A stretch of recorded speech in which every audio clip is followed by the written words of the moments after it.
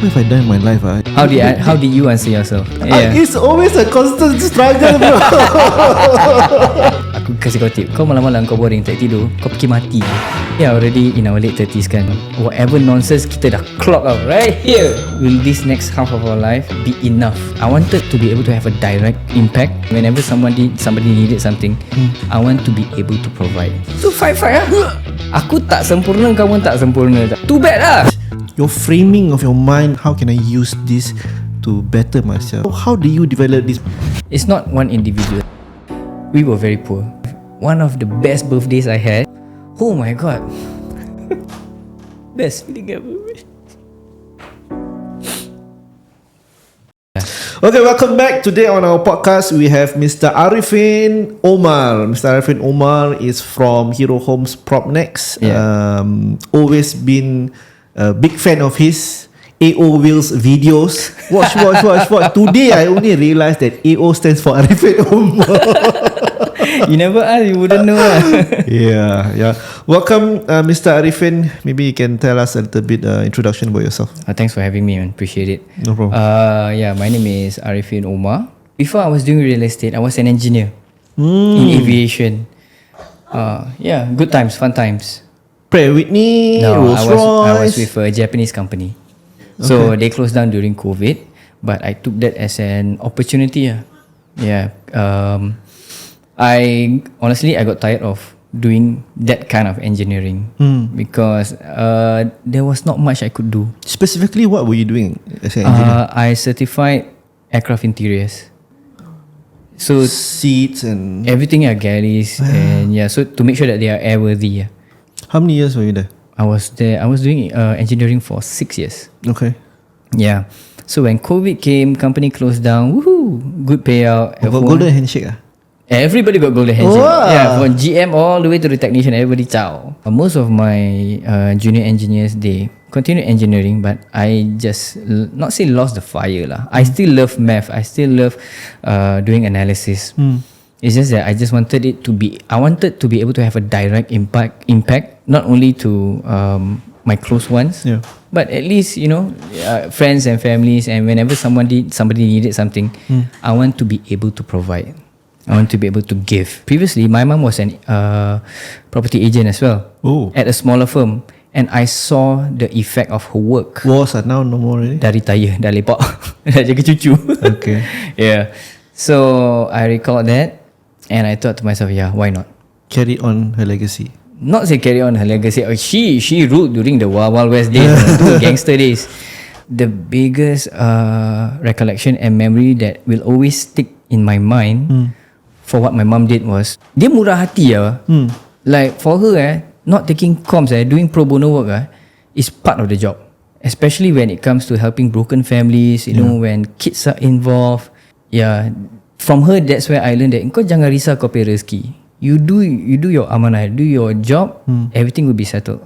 I took my RES exam 3 kali. 3 times? Yeah, 3 kali. Because it was tricky. I was mentally prepared for it. Not because I didn't study, but because I know from sharings from other people that, okay, it's not hard, but it's very tricky. Ada chance kau fail, so what? Keep going. Go for it another time. So I was. How long was the gap before the second one? Immediately the next paper, I went back to back. So I passed on the 3rd try. And how do you feel on your second try when you fail? For the second sitting, I passed 1, failed 1. So okay, 1 down. Improvement. Wow, bro, such a positive mindset. Then 1 more to go. Can lah. So at least for this next leg, I just have to focus on 1 paper. Right. Yeah. So okay lah. Take silver linings out of all these things. No, don't waste your energy on negativity. It's not worth your time. It's not worth your effort. Your life, we only got 1 life. It's too short, no. You nak marah pasal benda ni? No time, bro. Okay, biggest takeaway today. That's it. That's all, folks. Second one, I passed 1. Third one, I just had to focus on 1. Pass, immediately on board. How has it been for the past 2 years for you? Okay, first year was challenging. I'm not gonna lie, it was very challenging because what they teach in the classroom and what happens on the ground is two totally different things. You had to unlearn and relearn a lot of stuff, not certain stuff, a lot of stuff. get used to how people do work on the ground. But good thing was, from day one, Jeff was already my upline, my mentor. Yeah. And dia ni tak lokek, I tell you. Dia, when it comes to ilmu, sharing and experience, he is right there. He will do calls with me, Zoom meetings, and yeah, he played a big part. He plays a big part still till today that allows my growth. Oh, he's your upline now also? Yeah, he's my upline. Yeah. Okay. So yeah, Jeff is a fantastic mentor. My first deal was a rental, 1 room rental. Where at? Kat mana ni Somewhere central lah, Ulu neighborhood. But that was the best feeling ever. Tell us about it. So my aunt knew that I was doing real estate, right? So she has a colleague who's a non-Singaporean who needed to find a room rental. Aku all out, aku pergi viewing for this bloody room rental. The client is not in town. So you went for the viewing on his behalf? Yep. Awesome. Yep, I did Zoom calls to show her the place and all that. Tengah fresh kan, oh my god, my first day, I'm gonna go all out, man. So I did that. First check dapat $300. Happy gila Suruh ambil gambar. Alhamdulillah. Bibi ambil gambar bibi. Yeah, but I think that was the sweetest. That will always be the sweetest memory. It was not because of the value of the check. It was like, oh my god, I can do this. Okay, let's keep going. What was the most challenging one so far? I'm gonna share with you. I think aku pernah cerita dengan kau. I had this Estate Kota. yeah. Tapi we killed it in 14 days. Teluk Belanga. No. It was the Serangoon one. Okay, Serangoon. this one you haven't told me. Okay. I have a one. It was a 3-room. Serangoon Avenue 2. Only minorities could buy. Only minorities, Malays, Indian, others. Yes, correct. So it's not that tight, but tight enough because you know that who wants to come to Serangoon by demographic and by the environment, there you could understand that there was no draw for minorities to buy a home there. So how many viewings did you conduct? 3. 3 viewings. Yeah. And how was the first and second before the third viewing? Every viewing was good because this part is really risky. The house could actually sell by itself. The house was kilat, bro. How the client is my friend, right. So he took he took a lot of effort to do up the house. Nicely done. Honestly, you don't need to reno the house. It even had like the voice automation to do the lights, the fan, the aircon, everything, even the TV. It's just that we had the ethnic quota. We want to be able to have an efficient sale. We don't want to be like kita tak nak kena lowball lah. Yeah. But we have to set the pricing correctly. You have to understand you're against who. Right at this point of time in the market, the listings, who are you against? And yeah, we closed it in 14 days. So in the end, who bought the place? It was another Malay family. Another Malay family. Yeah. Who wanted to live in Serangoon? Yeah, for them it was a need in terms of logistics and location. Was this the same kind of profile you imagine buying the house that you were selling? No, I was expecting Indonesians because I had 2 Indonesian. Yeah, I had one was Indian, another one was Indonesian Singaporean. Was this the only Malay family? Yes. Well, sometimes you cannot underestimate who Allah jodohkan with you. Yep. Just do your best lah. Kena buih pun ada. dah sampai terus member, sorry bro, I need to go to JB, family emergency. Okay, no problem. Standard Yeah. Don't want to say which community Fed up Ada je lagi Johor. Aduh. But you know, I want to add something. Another agent from another agency, very good co-broker, very nice guy. What's his name? Come, just give him I can say he's a very nice guy. Nama dia Elfie Muni, SRI. Yeah, very nice guy. Dia terus call aku So he wanted to give me a heads up. Niat dia baik. He was telling Pin, I saw your listing on Serangoon Avenue 2. He shared with me. He wanted to give me a heads up. Just mentally prepare your clients that this may take long. So dia dah kasi, he gave me that heads up. Aku macam, whoa shit, I need to up my game, man, for this house. So that's why TikTok, IG, everything, all out. How do you balance your Maghrib plans? Maghrib plans. Yeah. You mean mana nak solat Maghrib? No. Oh, sorry. I took it literally. Challenging. That's why my support system has to be very strong. I'll be very honest with you, this line challenging. Dia punya godaan macam-macam. Tell me bro. I want to compare notes with you. Solat lah. You bawa aja kau punya tikar sembahyang mana-mana kau pergi. Bawa blok. Dalam kereta biar ada standby air 1.5 liter, angkat wuduk. Appointment 7:30, 7:15. No excuse. Do it under the block. My compass dia macam lari sikit tau. when you are so involved in work, like okay, let's do this, and then you need to target like this and like this. You want to try to achieve this, but then when Maghrib sets in, and like, what have I done in my life? Is this what I'm supposed to really focus? How do I balance with this? But like, how to answer for this? Like, what is the correct way of reframing my mind, and that this is the center line, you should take the middle path and do this. Am I too much doing here? Or at the same time, if I do too much over here, this one cannot be one on the other extreme pula kan? Right. How did you answer yourself? How did I answer? It's always a constant struggle, bro. I still got no answer. Right. I still got no answer. But that's something that every once in a while is what I really struggle with. How about you? Do you face anything similar? Aku kasih kau tip. Kau malam-malam kau boring tak tidur, kau fikir mati je. Kau fikir kau seorang dalam tu kubur. Kau imagine anak kau tengah shovel you in, gelap, bau tanah. Imagine the smell of tanah right here, and gelap. Yeah, already in our late 30s kan. Half of our life gone. Whatever nonsense kita dah clock out right here. It's still right here. Will we have enough time to make up for it or not? If let's say umur kita panjang umur lah will this next half of our life be enough? And sometimes I think about that. Not just to scare myself. Kau pun terasa Guys, those are wise words from Ustaz EO, guys. No lah. Well, there's so much truth in that, bro. So much truth in that. Yeah, but I mean, you think about it. Half of our life is gone already. Yeah, good, but don't be sad by it lah. Like, look forward ahead. Another good half life can happen. So why not? Then just make it count lah. That's why I say tadi, don't waste your time on anger. Don't waste your time on things that don't deserve your energy and your commitment. Yeah, so I've been telling my wife we should fight less often. We always fight, bro. But okay. Not the podcast. You mentioned fighting. When I see couples fight, I think that's fantastic. Why? Because they still love each other. Yeah. I give you an example. Kau sanggup nak mengamuk dengan dia because you feel strong about it. Spending my emotional dollars. Yes, exactly. Would you rather dia mengamuk dengan kau atau someone else? That's true. Would you rather I not care about it? Likewise. Dia kalau tengah mengamuk dengan kau dalam hati kau kena just Alhamdulillah dia masih mengamuk dengan aku. Aku baca Astaghfirullah. Alhamdulillah. A'udzubillah dia lah. But really, dah habis gaduh, just take it easy. Go to your separate corners, your naughty corner. Naughty corner. But just like Alhamdulillah, she's still here. She's still here. Yeah. She didn't leave the house. She didn't that. We are still okay. We are both still alive. Yeah, we fought because we're so passionate about it. So passionate. Yeah. We shall use this word passionate the next time. You're passionate about each other. Yeah. So fight lah. This is what I will share with my wife. Tell her, I didn't marry you because you were an angel, no.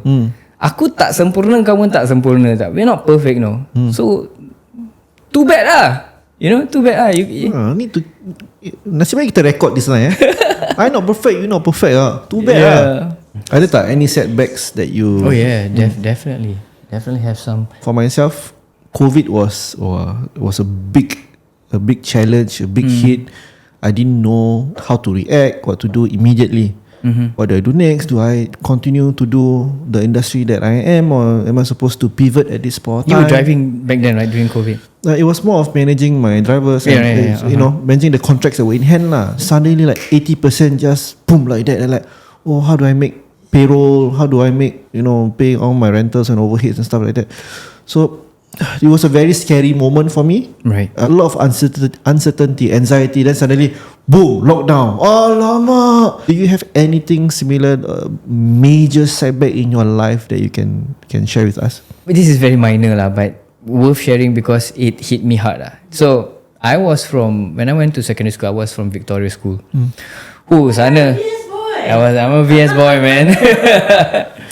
Then in VS, the environment, right, in a boys' school and at that kind of boys' school, you were primed to excel academically and in all levels, in every field.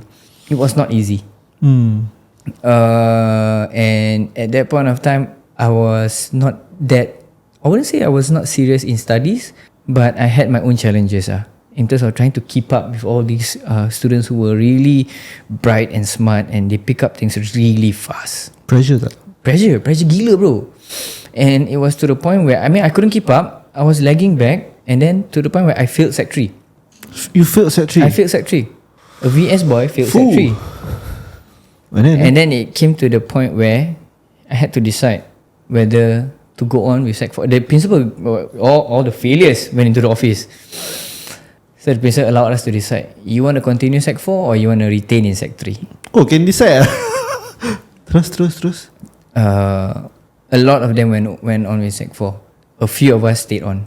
I stayed on in Why? Sec 3. Why did you choose to retain at Sec 3? Damage control.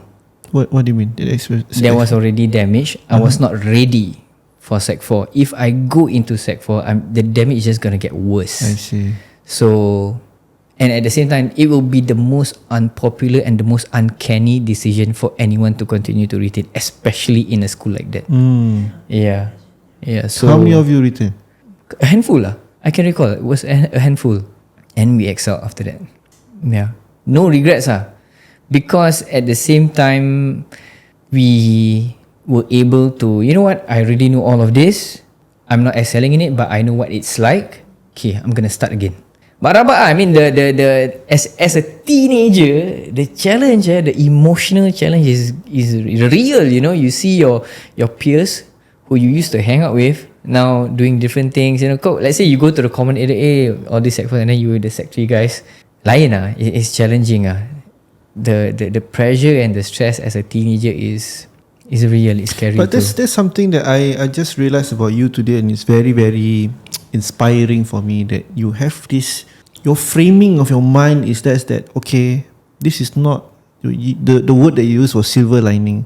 This is not all negative. There's something that I can take out from this, and you just turn things and try to make it positive for you.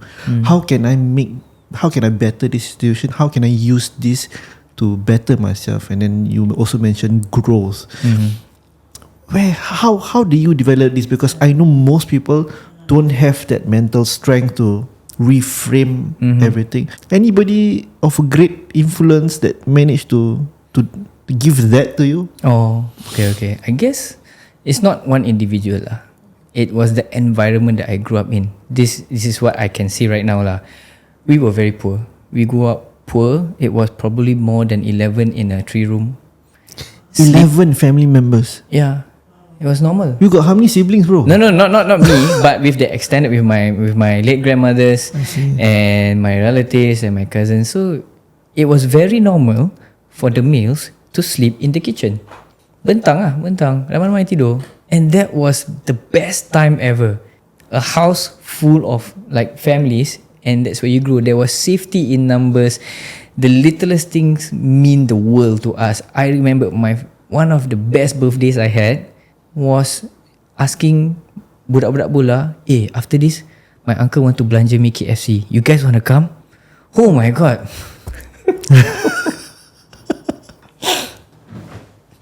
Best feeling ever. Yeah, being poor has its perks, bro. You will be invincible against so many things. You have nothing to lose. Yeah, you have nothing to lose. You started with nothing.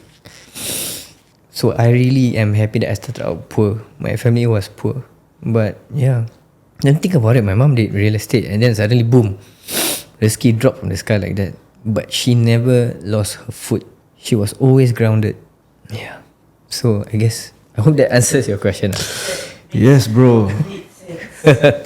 Yeah. Sorry about that. No. You hit me at my most softest spot. Thanks for sharing, man. I think that a lot of people who are viewing this who can relate to that kind of multiple members of the family living in that one safety in numbers. Many are going through the same journey, and hopefully they can find this inspiring for them. This is based on how many room, bro? 3 room. I can tell you, one in Marine Terrace, ghetto, bro. Another one in Bedok South, also ghetto. So I not say I grew up on the streets lah, but I was very aware of what was going on. Okay, and the environment was very exposed. But because of that, you become street smart. You learn to survive. How did you end up in Victoria School? Weird, Okay, but this one, okay. How did the ghetto environment neighborhood led you to Victoria? Okay, this one, I have to give it to my mom. I tell you, okay, so at that point of time, during kindergarten, before primary school, I was at Bedok South. So most of my kindergarten friends went to a neighborhood school, just next door. My mom, for I don't know what reason, threw me at Hick Boys School, which was in Mountbatten. But the environment in Mountbatten Hick Boys School was good. Yeah, it was positive. Like, it was a good, healthy mix of kids from all walks of life. And then at the same time, we were kids, so we were not. There was hardly any damage that we could do to each other. We were all just growing up together. And the teachers were great. I was good in math. I didn't have to learn spelling because it was locked in already. So yeah, I aced primary school. And then secondary school, then teenagers start coming in. Became a challenge, trying to balance, trying to find your own personality, being accepted in your own group. So teenage years was a challenge. And then when I went to poly was good because I already knew my strength, and I just focused on it. And then after that, I got scholarship and I did aviation. I took my bachelor's, and then I became an engineer. You had scholarship for your bachelor's? Yeah. Wow. Where was that at? Yeah, it was an aviation college in Seletar. So that was fun too. But that one was risky lah. If there was already a school just next door, down the street, why send your son all the way to Hick Boys? I will ask her. Yeah, I would like to know so. But bless her, man, for making such a hard decision. But such a strategic move. Yeah, just that because this was probably about 5-6 years back. I managed to connect back with my kindergarten friends, and I found out that one of them passed on due to drug overdose. He went to the neighborhood school. I'm not saying neighborhood schools are bad, but it just gave me a perspective. You will have so many options laid out in front of you.